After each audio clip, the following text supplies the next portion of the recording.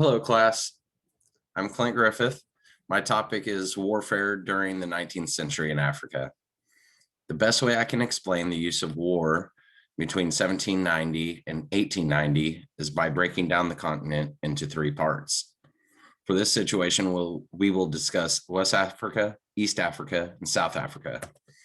I do this because this is how the slave trades were split in the country, and much of the warfare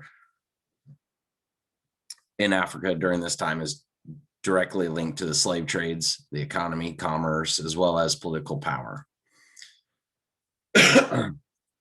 As for South Africa, it experienced a different type of war and violence, whereas in the rest of the world, we tend to see war as a last resort to fight against social injustice or to gain land. In Africa, it is used more tactically to secure power and goods or to maintain an economy. First, in West Africa, we started to see a decline in the slave trade. The individuals empowered during the height of the slave trade were highly empowered. As they saw their lucrative businesses fading away, they had to make sure they could keep power somehow. War was an easy way to do that very thing.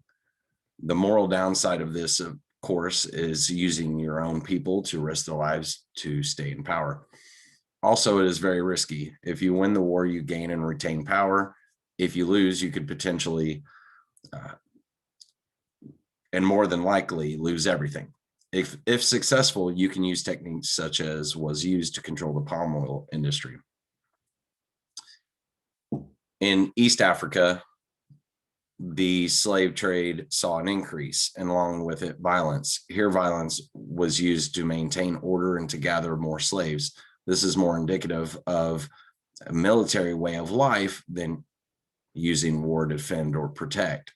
Since slavery was enforced and supported by war, this created a society that would think in these terms. All over Africa, when more moral and ethical commerce arose as the slave trades decreased, this was hard to let go of. In South Africa, we see two British wars, the First and Second Boer Wars, toward the end of the 19th century. Also, we see an introduction of firearms into parts of the continent.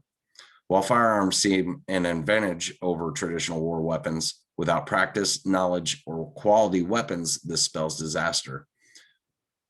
To heavily rely on weapons that are faulty or not knowing how to use them can devastate an army, and they can be made into an easy target.